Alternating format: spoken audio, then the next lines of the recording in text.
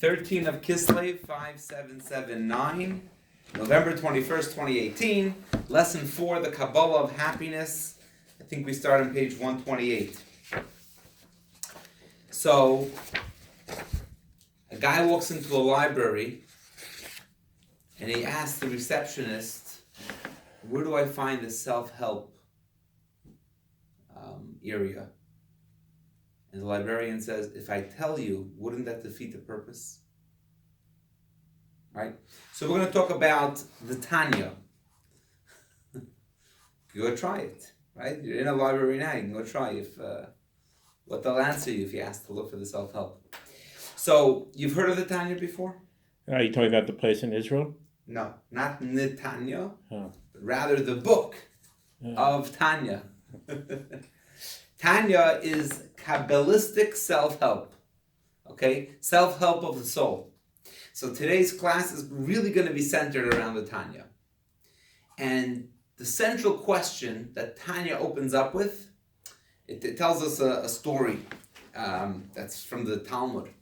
That before a soul comes into the world, God makes that soul swear. Take an oath.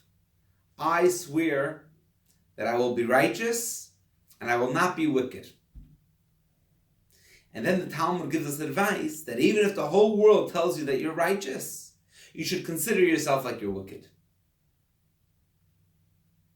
So the Tanya asks a question, if you look at yourself like you're wicked, it's a very big problem.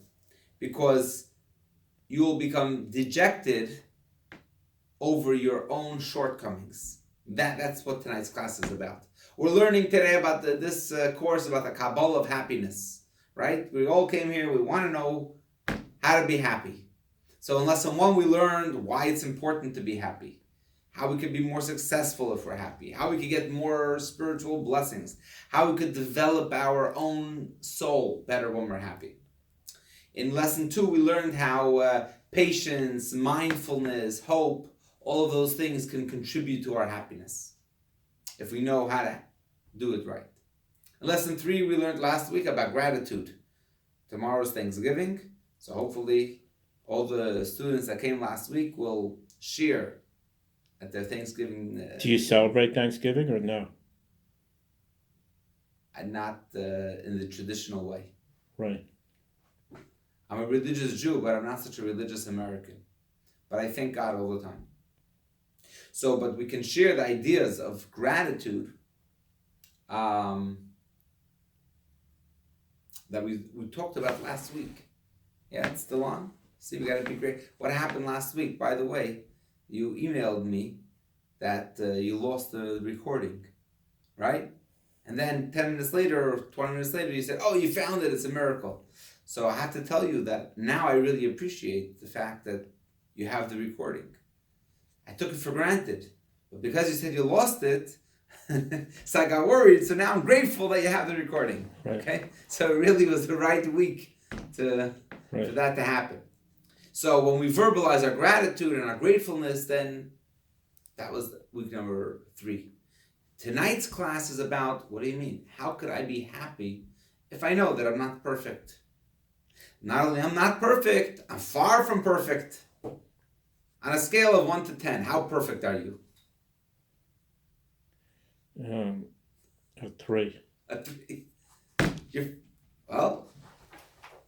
Most people would not say that they're perfect. Most people agree that they're imperfect. We all have shortcomings. We all have negative character traits. We all struggle to achieve certain goals, right? How many people go on diets and they struggle to maintain and to stay on the diet? How many parents struggle with the correct way to raise their kids, right? Or in relationships, how many people struggle? There's many goals that people put to themselves, We live in a world of 1s and 2s. Of 1s and 2s. And you're a 3. Okay, good. So I'm doing okay. You're doing okay. Yeah. So the question is this going to conflict with our happiness? We want to be happy because it's important to be happy. Dennis Prager says that it's a moral obligation for people to be happy. because nobody wants to see your sour face, right? They want to see a happy face. At least, even if you're not happy, at least look happy for the other guy. Okay, side point. So the question is, Tanya asked this question. Our sages tell us that even if the whole world tells you that you're righteous, you should still consider yourself as wicked. Well, it makes sense. You shouldn't walk around thinking that you're righteous, right? Because then you'll stop doing anything. So what should you do? You should think of yourself as wicked. But that's not either good. If you look at yourself like wicked, you'll be depressed. If I'm wicked, if I'm failing, if I'm imperfect, won't that make me sad? So if you look at the rest of the world, they're ones and twos, and you're a three, then you'll say, at least I'm not a one or a two. But if you look at the goal of being accomplished, you might have people around you, by the way, that are not ones and twos. Maybe you know people that are much greater than you. And then you say, what am I doing? I'm wasting my time being a three. Okay? So that's what Tanya discusses. How can we... But on the other hand, if we have shortcomings, we can't ignore it. If we ignore our shortcomings, we'll never improve. We'll never correct our character. So that's the question. What do? Do we focus on our shortcomings? Do we focus on our spiritual state? Or do we... people who are positive all the time usually don't have very good judgment. People who are more negative, they're often evaluating things, and they often have better judgment. So is that good? I think it's good to have better judgment. It's good to have better judgment, but as long as it doesn't make you into a bitter person. Right. That's the other side of the coin. If you're constantly evaluating yourself, and you're strict with yourself, you're not happy and carefree. But on the other hand, if you're happy and carefree, you're not improving your character. So this is a battle that Tanya talks about. Okay? So, it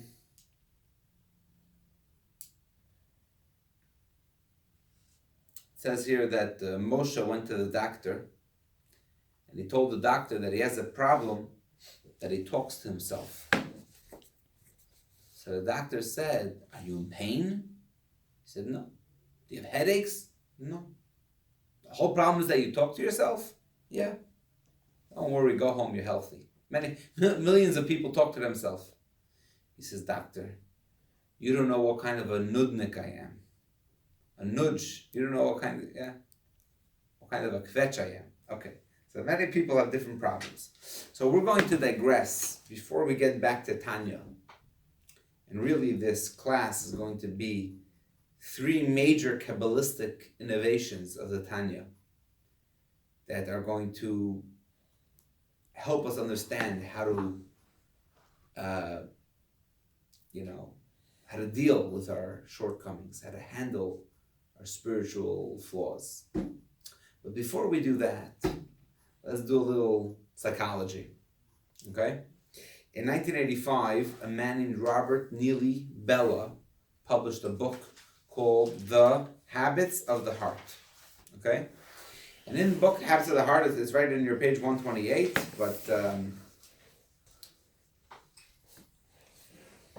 he says that many people, let's say, look at their employment. You're, I don't know if you call yourself a stockbroker, I don't know what your official hedge fund, whatever it is, in the stock market, right? Right. I'm a rabbi. That's our employment, right? Many people look at their source of employment. Some people say it's a job. Some people will call it a career. And some people will say it's a calling.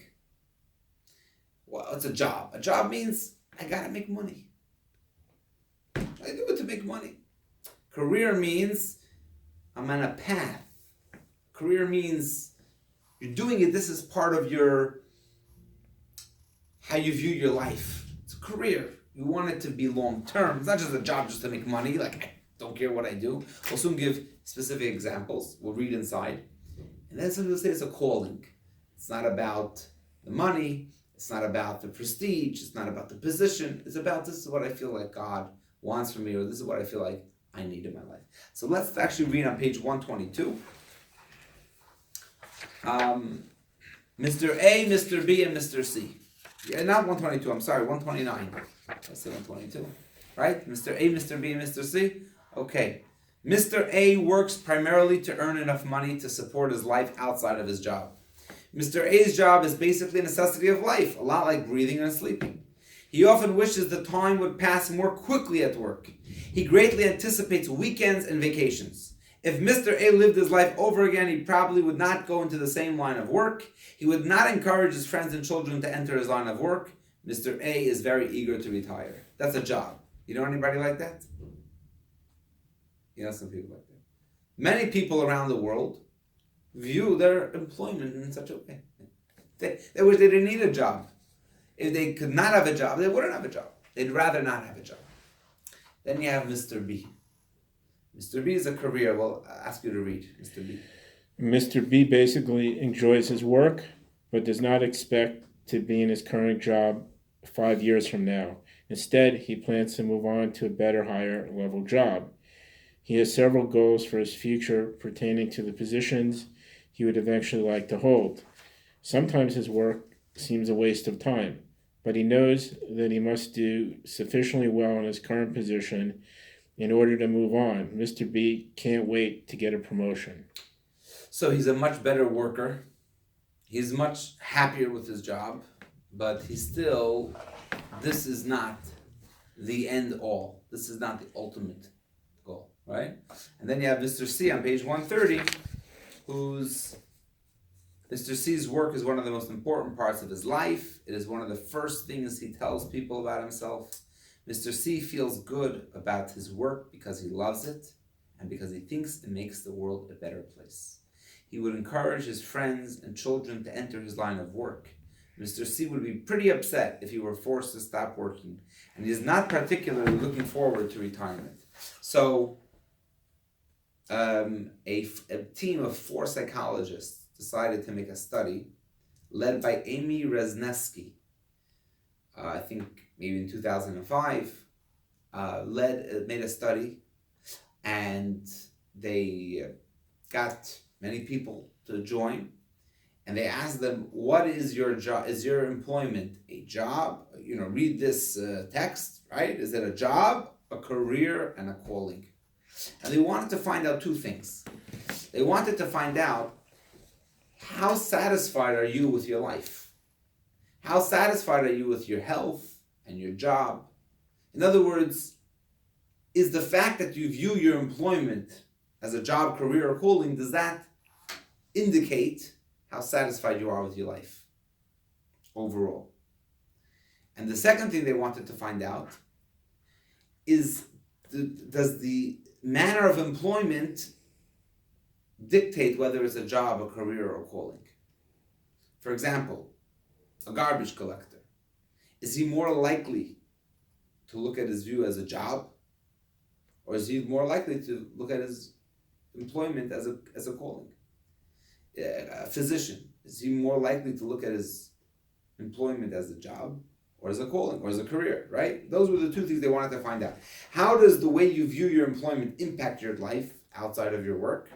And what positions in life are more likely to be which of the 3? So what do they find out? They found out what they expected, that it does impact the life outside. If you look at your job as a calling, that means you love going to work. You're not looking to retire, and you're not looking for a promotion. You're looking to do exactly what you do. You feel like you are changing the world because of what you're doing. You have much greater life satisfaction. If you have a career, okay, mediocre. If you look at it as a job, you can't wait to go on vacation, you can't wait to have off, then your general life satisfaction is lower. That's what they found. That they expected. That was they were hoping to find, or that's what they expected to find, and that's what they found. However, regarding the other question about what manner of employment is more likely to be a job, career, or calling, they found that it's exactly equal, pretty much. A physician who saves lives, many of them look at it as a calling, many of them look at it as a job or a career. A nurse in the hospital, not a nurse, but somebody who cleans the hospital, 28 hospital cleaners were equally as likely to be job, career, and calling. And so Yeah. too in other fields of work. Yeah, autistic people, Autistic. yeah, kids, they often have these very low level kind of jobs, but they're very proud of them and they work really hard. Right. Okay. They're thrilled to have a job and it's something that they can do and contribute. And sometimes they work in a greenhouse or Right. things like that. Right. Yeah. But it's hard to know what's it's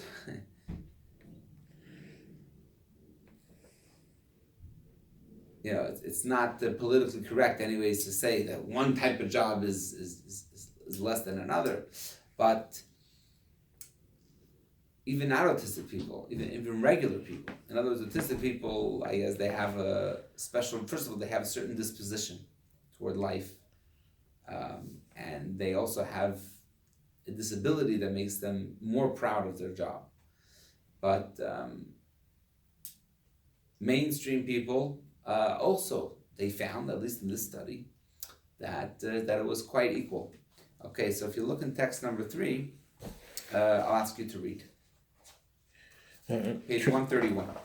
Traditionally, callings were reserved to very prestigious and rarefied work: priests, Supreme Court justices, physicians, and scientists. But there has been an important discovery in this field. Any job can become a calling, and any job can become... any calling can become a job. And any calling. Any job can become a calling, and any calling can become a job. A physician who views the work as a job and is simply interested in making a good income does not have a calling, while a garbage collector who sees the work as making the world a cleaner, healthier place could have a calling. Amy Wisniewski, a professor of business at NYU, and her colleagues are the scientists who made this important discovery. They studied 28 hospital cleaners, each having the same official job description. The cleaners who see their job as a calling craft their work to make it meaningful. They see themselves as critical in healing patients. They time their work to be maximally efficient. They anticipate the needs of the doctors and the nurses in order to allow them to spend more of their time healing, and they add tasks to their assignments. Whereas the cleaners in the job group see their work as simply cleaning up rooms. Right, so I'm just thinking, for example, I'm a rabbi, so you would think that a rabbi is more likely to view his work as a calling. But what we're saying here is that there are a great number of rabbis that view their work as a job. It's an income. Some as a career. Some just, they want to work their way up. I'm thinking of somebody I know that's a real estate agent. Okay, is that a calling? Well, it could be a calling. They are very proud to help people find homes. That's a very important thing. But most people, I think, you would think off the top of your head, a realtor. It's a job, it's a career, it's a calling. Yeah, it's a calling. You're helping people find a home. And it's also flexible. You're changing lives. Besides the other perks, or it's not,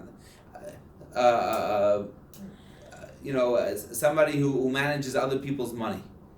If you're managing other people's money, you can say, well, that could be very important to people's lives. So some people would say, wow, I'm not just managing their money, I'm helping them manage their life, their future, their generations. Any job can be like that. You could say a salesperson in a department store selling shirts. You could say, people come in here, they want to buy a shirt, and I'm happy to help them get what they want. Yeah, I'm selling cameras. I feel like I'm enhancing the quality of life for people by selling them the right camera. You think, selling cameras, how could that be a calling? No, it could be a calling. So now, this is really a side point. It was a digression, a necessary digression, an important digression. Let's look at learning exercise 2 on page 132. Let's look outside of employment. Let's look at other areas of our life. Would you call it a job, a career, or a calling? You don't have to share the answers. But another example would be spending time with your family. Is that a job? Is that something that you have no choice but to do in order to keep your family? Or is it a career? It's something that you feel like improves your image or whatever it is? Or is it a calling? What about volunteer work and charity? Okay, now here's the real main question.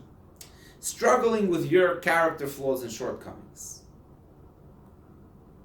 Okay? Your shortcomings might be, I'm just giving an example, you're always late. You're always, it takes, you're an underachiever. You get angry at people. You know, whatever your shortcomings may be, or whatever my shortcomings are, anybody, you know, whatever. Think about it. The fact that I struggle with anger, the fact that I struggle with achievement, if that's my struggle, is that just a necessary thing? I have to struggle with it because if not, it's going to get out of control. Is it a career? Do I struggle with it and say, I'm happy that I'm struggling with it because one day I'm going to be a better person?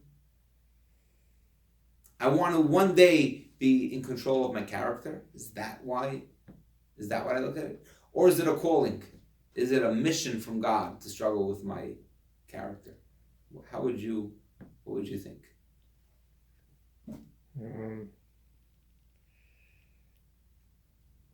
No, I would think it's something that you hope to improve, over time. It's not,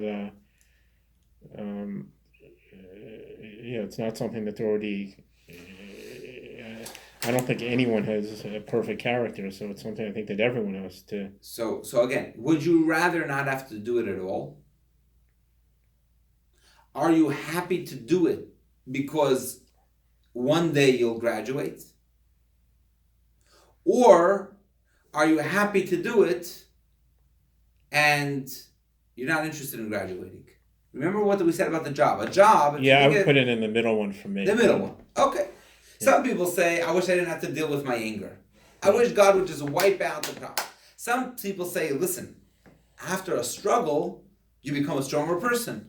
So I'm happy that I'm struggling because I know I'm going to become a stronger person. Okay, very good. Now, let's return to the Tanya. I'm going to come back to this exercise at the end of the class. Okay? The Tanya, as I mentioned, is a fundamental Kabbalistic text.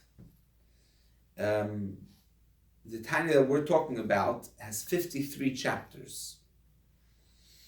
And it starts off with this question of, should you view yourself as wicked or view yourself as righteous? If you view yourself as wicked, you might become depressed. If you view yourself as righteous, you'll never improve yourself. And it goes into a very lengthy description of what is going on in the human psyche, in the Jewish psyche. Even it's more accurate. Even though the same could be true for other people, but we specifically focus on the Jewish psyche. And obviously a lot of it pertains to all people. And I said that there's going to be three, in Yiddish we say chidushim, three innovations, three aha moments, three counterintuitive ideas that the Tanya introduces that I don't think I would have thought that way without the Tanya. And it completely changed the way we look at life. The first idea is that every person has two souls. Not one soul, but two souls. Now we all know that sometimes we're in the mood of doing good, and sometimes we're in the mood of doing bad, right? Sometimes we're in the mood of achieving, sometimes we're in the mood of being nice, sometimes we're in the mood of being nasty. Okay? So, but we could think we have one soul that has different moods. Or have one soul that is confused. Tanya says we have two different souls. I'm going to give you an example. What does it mean? Say you're in the middle of praying. You're meditating on God. And all of a sudden into your mind comes distracting thoughts that are taking away from your focus on God. You're trying to meditate on God, on oneness, on the universe, on the wonder of it all. And all of a sudden, you are attacked, you're plagued by stupid things, by negative ideas that are just taking up space in your mind. So a person could say, if I concentrate more, I won't have time to think. Why am I thinking about God, or I'm thinking about these negative things? Am I stressing out over my Thanksgiving dinner that I'm going to have tomorrow with my cousin that I don't agree with in politics? Or am I focused on God? Which one is it? I can't be both, right? Could it be both? No. If I'm thinking about Thanksgiving dinner and discussing politics, then I'm obviously not thinking about God. Says the Tanya, no. You have two souls. Your godly soul is doing the right thing. It's focused on prayer. Don't beat yourself up about the fact that you're not praying properly. You are praying properly. Your animal soul is a second soul, separate, and is trying to distract you. It's like imagine two people having a tug of war. Okay? And that could be in prayer. It could be in anything in life. You could say, I was trying so hard to be nice. Trying so hard. I prepped myself. I told myself tomorrow at the dinner, I am going to act very civil and very polite. I'm not going to become nasty over stupid arguments, right? And you're trying very hard to be nice, and all of a sudden, you let out an angry comment. So you could think to yourself, it was all a waste. It was a waste. I wasn't nice. I was trying to be nice, but I wasn't nice. Say, no, it's two different souls. Your godly soul was on the right track. It was being nice. Your animal soul, the harder your godly soul is working to be nice, the harder your animal soul is tugging to distract you. That's the idea of two souls. So you shouldn't think of yourself as like, I must not be trying hard enough. No. Don't beat yourself up. You are trying hard enough. But you have an animal soul. Okay, that's number one. Let's read text 4a. Okay, page 133. Yeah. Go ahead. Every Jew, whether righteous or wicked, has two souls. One soul is from Kalipa, and the other side, i.e. the negative forces in creation. This is the soul that vests herself in the person's blood to vitalize the body, and is a source of all bad character traits. The second soul of the Jew is verbally a part of God above. Okay, let's continue on page 135. Text number 4b. Go ahead. Okay. Like two kings who battle over one city, each desiring to conquer it and reign over it, that is, to rule its inhabitants according to his will, that they should obey him in all that he decrees for them. So too the two souls, the godly one and the animalistic one from Kalipa, battle each other over the body and all its limbs. The desire and will of the godly soul is that she alone should rule over the body and govern it, and that all its limbs should obey her and abnegate themselves completely to her and serve as a vehicle for her. On the other hand, the animal soul that is from Kalipa wants the very opposite.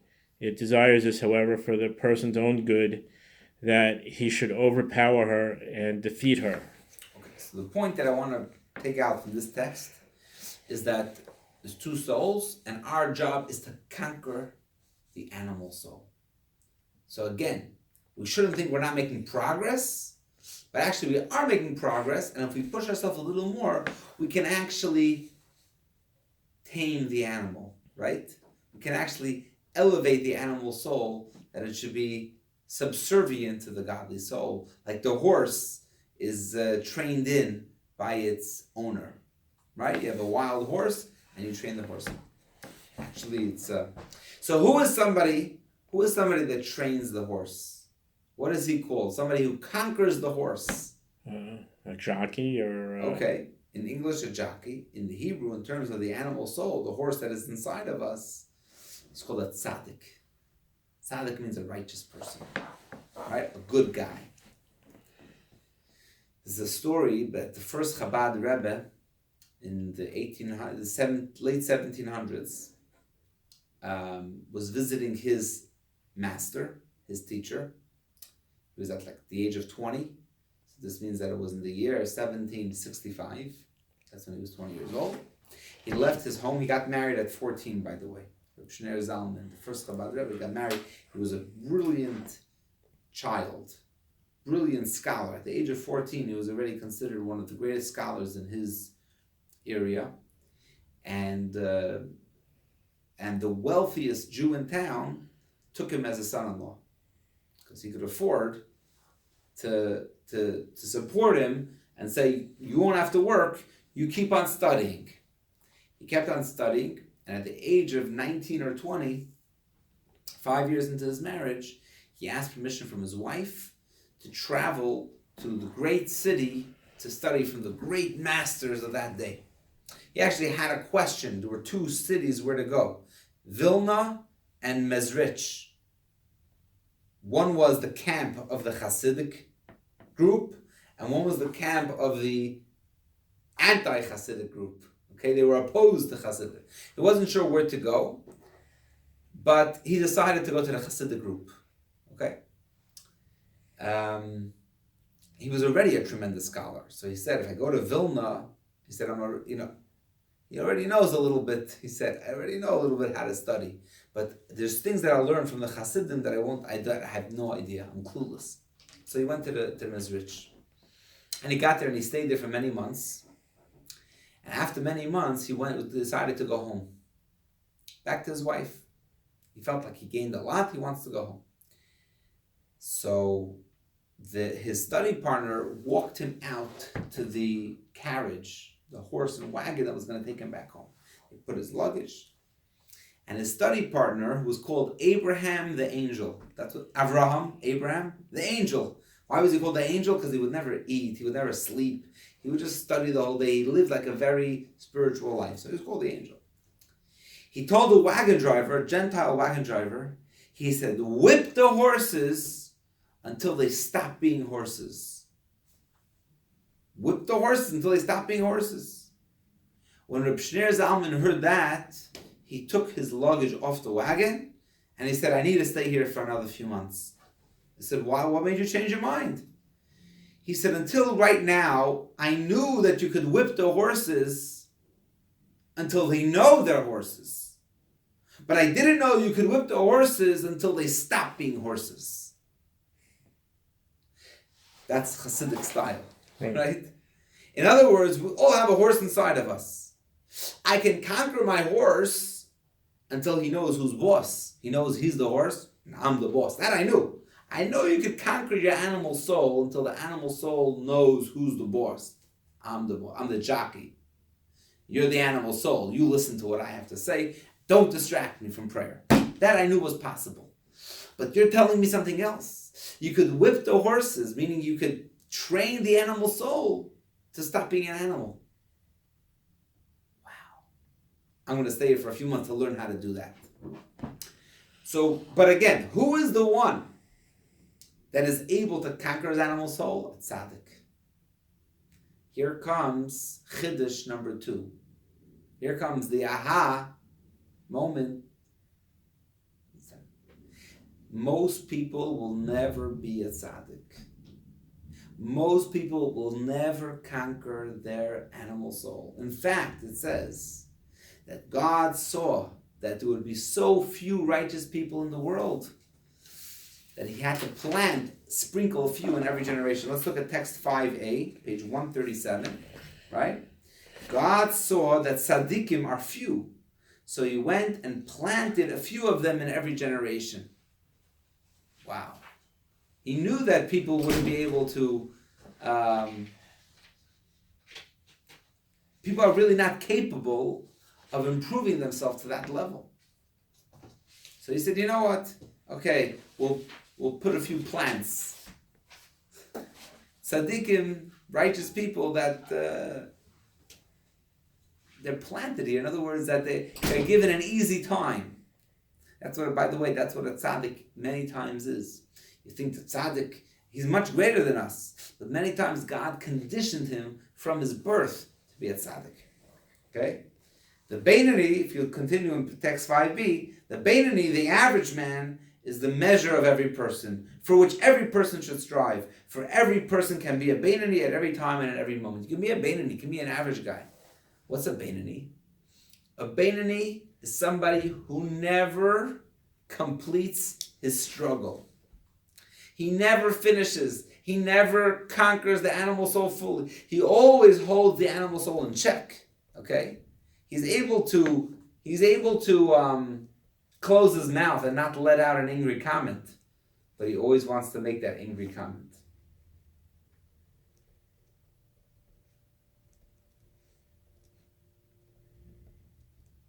In other words, the Beinoni never gets rid of his shortcomings. The Beinoni never fully corrects his character. He doesn't. He's going to remain imperfect for the rest of his life. You said you're a 3. Well, guess what? What if I told you you'll never be more than a 5? No matter how hard you try. 5 is the...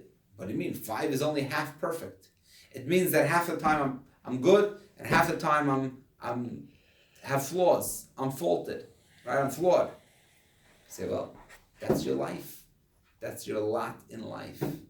Wow. You'll never... Most people, 95% of people... 97% of people will never be able to become a tzaddik, to conquer the horse, to elevate the horse. They will always struggle. Imagine I told you that when you're 85 years old, when you're 95 years old, and you're retired, and you're sitting in hopefully an independent living facility, because you'll be healthy, but you'll be in a senior home, independent living. Okay? What if I told you that you'll still have 50% of your shortcomings, and you'll still be struggling? You'll still be struggling because they took your parking spot, and they're, making too much noise at night. Say, really? After all these years, another 40 years, and I'm still going to be struggling with it? In my case, another 60 years, I'm still going to be struggling with it? Why? What's it worth? Maybe I should just give up right now. Is it worth the struggle? Is it worth the struggle? That's the third point that we're going to say tonight, and that is, it's absolutely worth the struggle. It's worth it to struggle. It's worth it to struggle your whole life. It's worth it. And I want to explain it with a parable. Okay? Once a water carrier, we'll call him Joe. A Wasserträger? A Wasserträger, yes. You got me. Yeah, a Wasserträger. A water carrier, and he would go every day down to the water. He would fill up his 2 buckets, and he would walk up. Now, there was a little problem. He was a poor Wasserträger. So one of his buckets, thankfully, was complete. And when he would get to his destination, he would have a full bucket, and they would pay him a full ruble for the bucket. The problem was that the second one had a little crack. And as he's walking from the riverbanks to the house, it would drip, drip, drip, drip, drip, drip, drip. And by the time he got to his destination, it was only half full. He would only get a half a ruble. So you get 1.5 ruble. And the cracked, flawed bucket felt very bad. He obviously didn't have money to repair it. He felt very bad. He said, because of me, on every trip from the river to a house, he loses a half a ruble. And he has to make 10 trips a day. So that means instead of making 20 ruble a day, he only makes 15. Because of me. Poor guy. 15 ruble, he can barely feed his family. With the other 5 ruble, he would be much better off, no? And every single time, he felt really, really bad about himself. Until he asked the owner, Joe, Yassel, the Wasserträger, he said, Yassel, do me a favor. Just throw me in the dumpster and get yourself a new bucket. I can't live with myself, with the guilt that I'm feeling. So Yassel, the Wasserträger, tells the bucket, no, Watch. And he fills them up, and as they're walking, it's dripping and dripping and dripping. He says, look at your side of the path. What do you see? I see a bunch of flowers growing. Look at the other side of the path. What do you see? Nothing. No flowers. He says, you know why these flowers? I knew that you drip, so therefore I planted flower seeds. And as every time we pass by, you drip on the flower seeds and you grow flowers. And every week for Shabbos, I bring home my wife a large bouquet of flowers. Because of you. Okay. So therefore, don't feel bad that you're cracked and you're flawed. I'm using out your flaw. I have a reason, I have a purpose for your being flawed. It's a good thing. You never thought about what's being accomplished with your flaws. But it's an unbelievable thing that's being accomplished with your flaws. God is our creator. He created us imperfect. He created us with specific shortcomings. You have your shortcomings and I have my shortcomings. And everybody has their personal pekala, their package in life. What they have to deal with. And a person could say, why do I have this package? What do I need it for? We tell them, you know something? God gave you this package for a very specific reason. And he wants you to struggle with it for 120 years. Not because he's sadistic, not because he's cruel. He wants you to struggle for 120 years because your struggle with your shortcomings gives God the greatest pleasure. And that is why God created the world. God created the entire world for you to struggle with your shortcomings. Let's read text number 6 on page 138. I'll read it.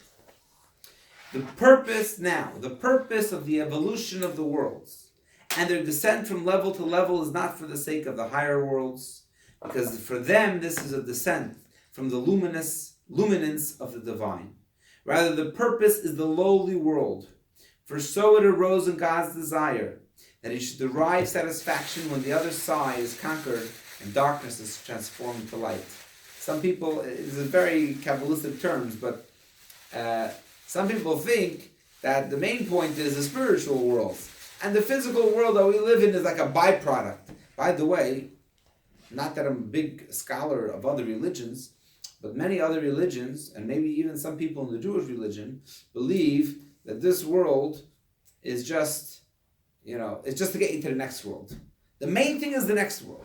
This world is like, just try not to mess up in this world and you'll get a good spot in the next world. This whole world is just trying not to ruin it. If we would not be born in this world, it would be even better. But now that we're born, what can we do? That's life. Just try not to ruin your chances of getting a good spot in the next world. Chassidus, Kabbalah says that's wrong. That is completely wrong. The purpose is this lowly world, not the higher worlds. God desires to have a home in this lower world. This is a tremendous principle in Hasidic philosophy and in Kabbalah. God desires a home in this. How do we make a home for God in the lower world? If we're lowly people. If we were born perfect and born angels, we wouldn't be lowly. God wants us to be lowly, and God wants us to make a home in the lowly world. I'm going to read also text number 8, page 140. With each and every act of rejection, by which a person thrusts away the negative impulse from his mind, the other side down below. So when a person has a negative impulse and he pushes it away, you know what happens? In the world, evil is pushed away. You think, look at all those evil people over there. They want to murder, they want to kill, they want to hurt. What are we going to deal with it? Guess what? When I have a negative impulse, I want to yell at the person across the table from me because they're speaking baloney. And I say, you know what, calm down. Anger is not a good attribute. It's not a virtue. Just hold your horses, right? Guess what? God pushes down the evil in the world at large. What we do as a private individual has cosmic implications. And because the stimulus from below causes the stimulus from above, the cosmic other side above is suppressed as a result. Thus the Zohar extols, this is the point, the Zohar, Kabbalah, extols the great pleasure that God derives when the other side is conquered here below. For then the glory of God is exalted above all, more than with any other source of praise, and this elevation is greater than any other. Therefore a person should not feel dejected, nor should his heart be terribly distressed, even if he is engaged in this conflict all his life. For perhaps it is for this that he was created, and this is his task, to constantly conquer the other side. Okay?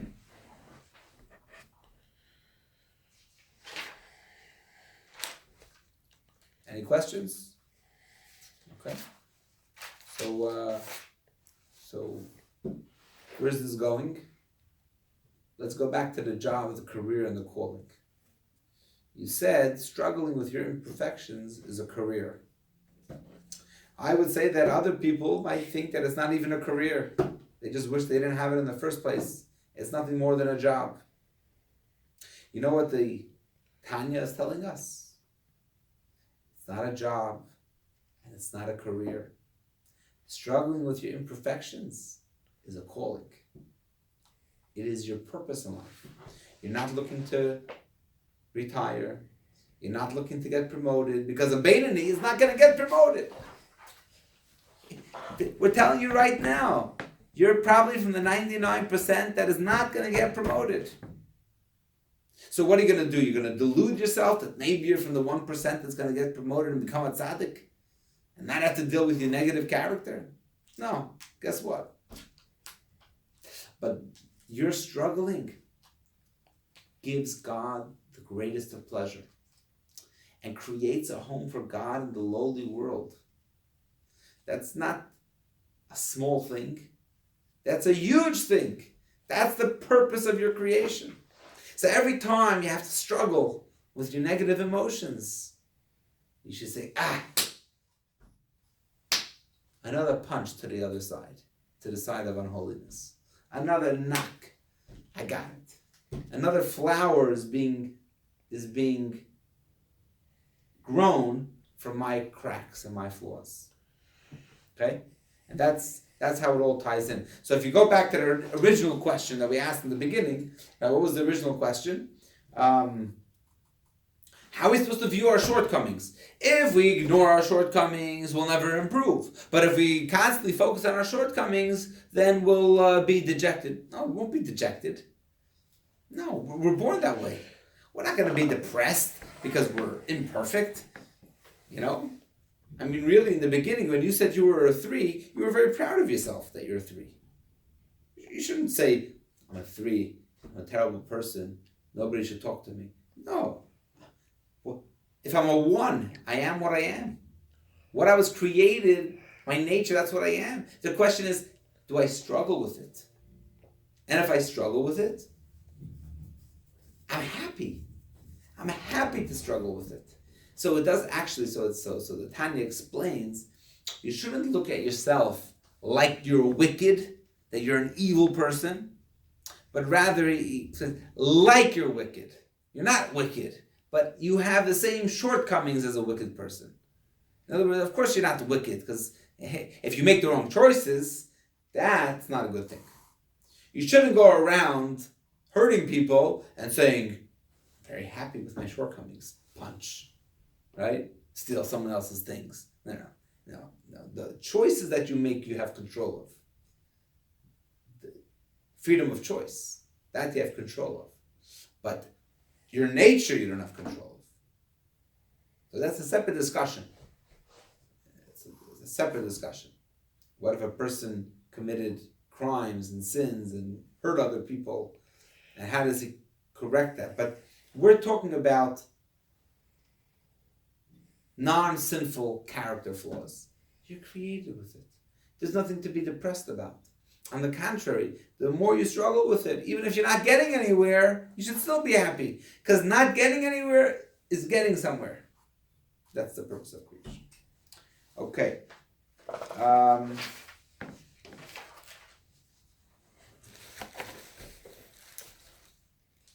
Just another couple of readings, another interesting point, which this is probably the final point.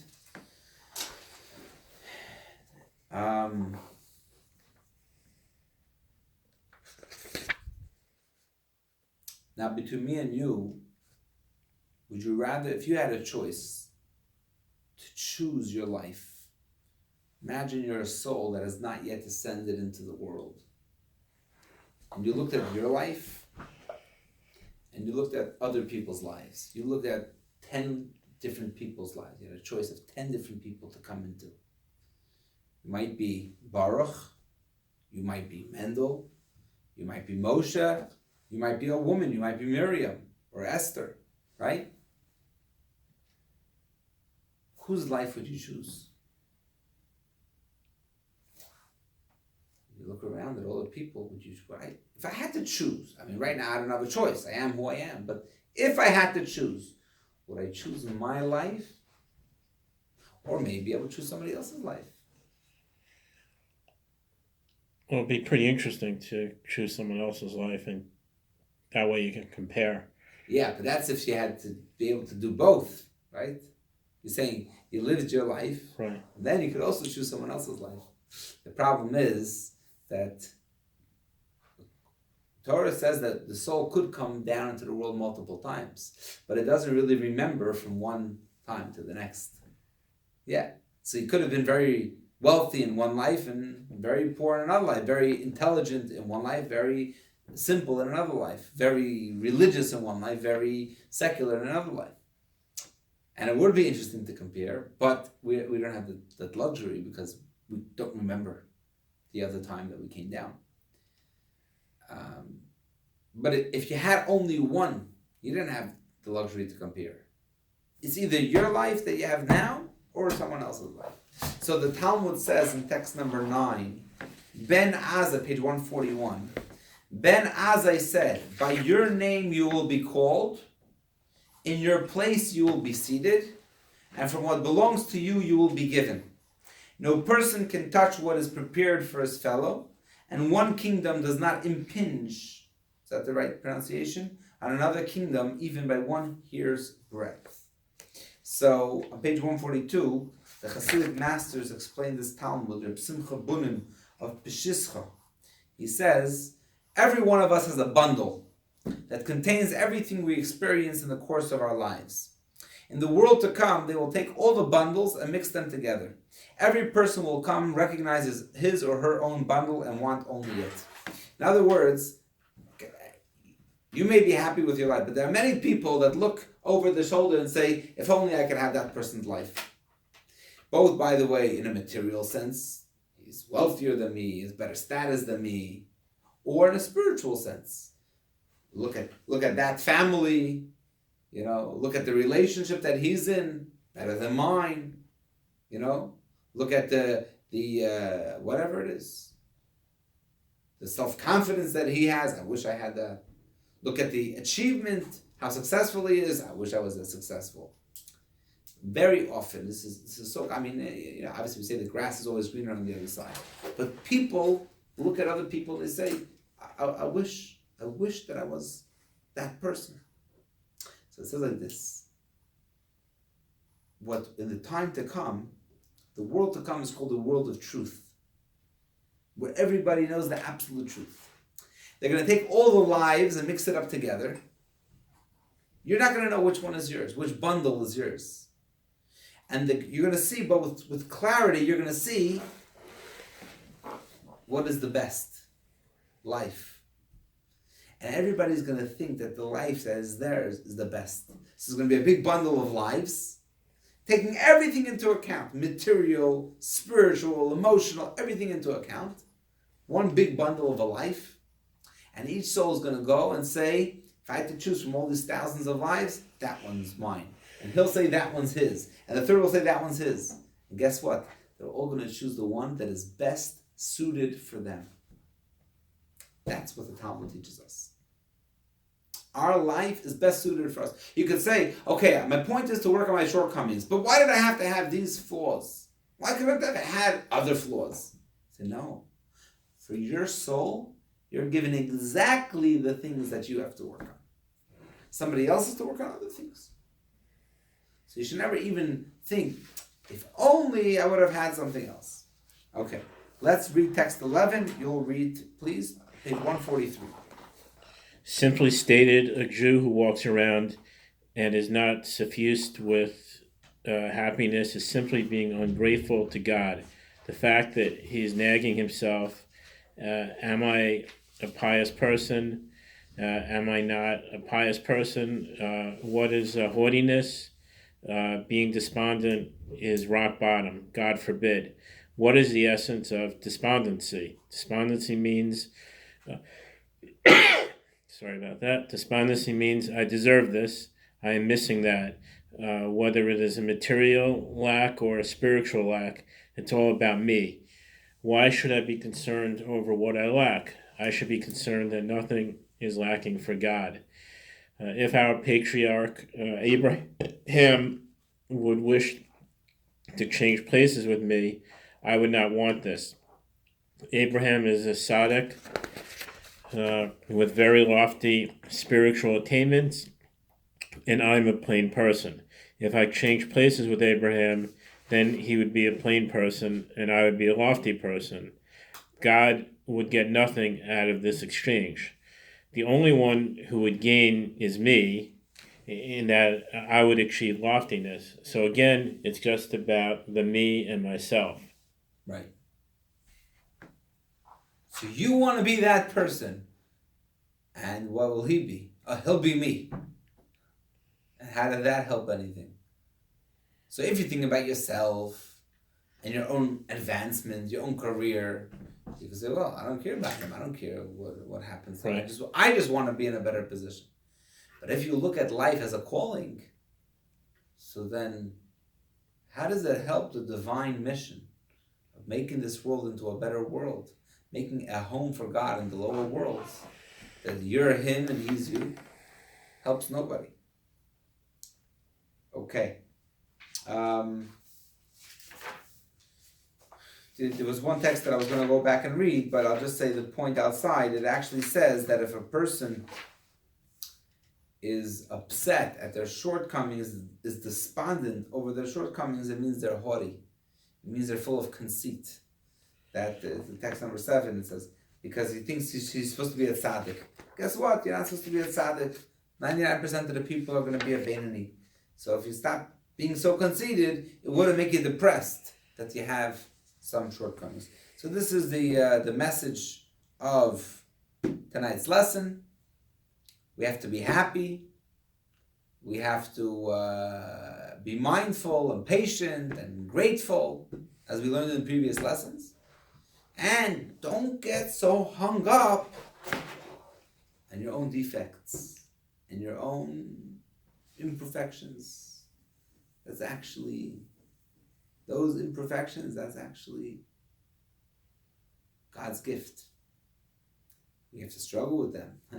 We can't get carried away. We can't become lazy and say, nothing to work on.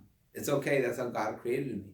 God created it that you should struggle with it. But by overcoming it, it's very powerful. There's actually a homework on page 146. Exercise for the week.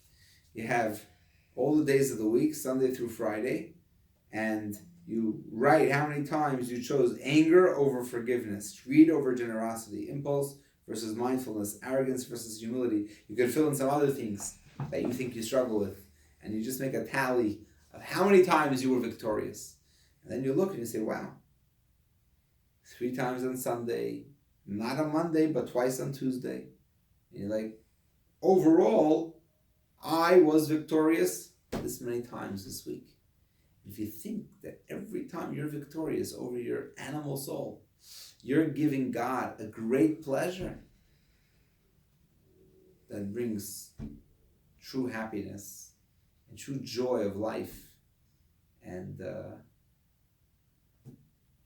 that should bring the ultimate fulfillment of God's promise that Mashiach should come and bring peace to the whole world. As we conclude, we should say, may it be speedily in our days. Amen.